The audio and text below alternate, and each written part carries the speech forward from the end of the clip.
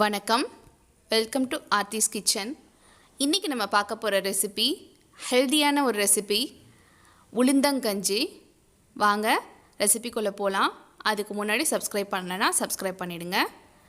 ஒரு கப் உளுந்தை நான் 1 மணி நேரமாக ஊற வச்சு கிரைண்டரில் ஒரு பேட்டராக இந்த கன்சிஸ்டன்சிக்கு அரைச்சிக்கணும்.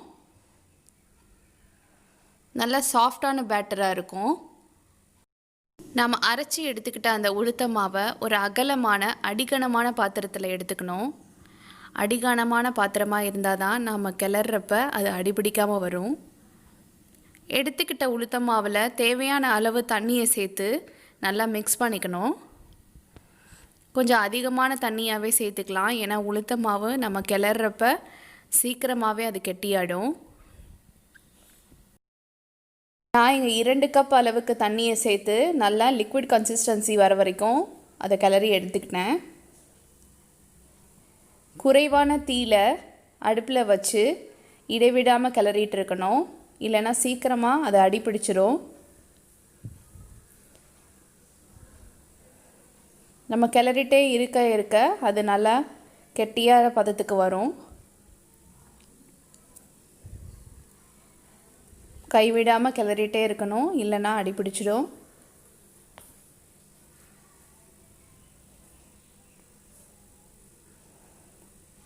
ஒரு சிட்டிகை அளவுக்கு கொஞ்சமாக உப்பு சேர்த்துக்கலாம். நம்ம இனிப்பு சேர்க்க போகிறதுனால அந்த இனிப்போட சுவை தெரிகிறதுக்காக கொஞ்சமாக உப்பு சேர்த்துக்கலாம்.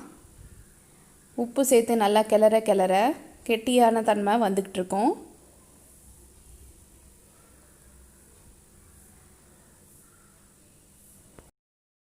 ஒரு 10 நிமிஷம் இடைவிடாமல் கிளறி கெட்டியான பதத்துக்கு வந்ததுக்கப்புறம் இங்கே நான் 1/2 கப் அளவுக்கு சாதாரண வெல்லமும் 1/2 கப் அளவுக்கு பனங்கருப்பட்டியும் எடுத்திருக்கேன். நம்ம வெறும் பனங்கருப்பட்டி வச்சும் செய்யலாம், இல்லை சாதாரண வெல்லத்தை வச்சும் செய்யலாம். இது ரெண்டும் சேர்த்தா வேறு சுவையாக இருக்கும். அதுக்காக நான் இப்படி ரெண்டு வெல்லமும் சேர்த்துருக்கேன்.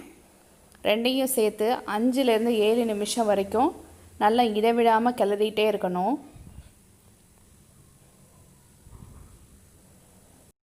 உளுந்தங்கஞ்சி நம்ம உடம்புக்கு ரொம்பவே நல்லது. போனோட ஸ்ட்ரென்த்தை இதை அதிகப்படுத்தும். குழந்தைங்கள்லேருந்து வயசானவங்க வரைக்கும் இந்த உளுந்தங்கஞ்சை வாரத்தில் 1 நாளாவது எடுத்துக்கலாம். ரொம்பவே ஹெல்தியான ஒரு ரெசிபி, கண்டிப்பாக ட்ரை பண்ணி பாருங்கள். வெல்லம் நல்லா கரைஞ்சி வந்ததும் நம்ம அடுப்பை ஆஃப் பண்ணிவிட்டு சர்வ் பண்ணிடலாம்.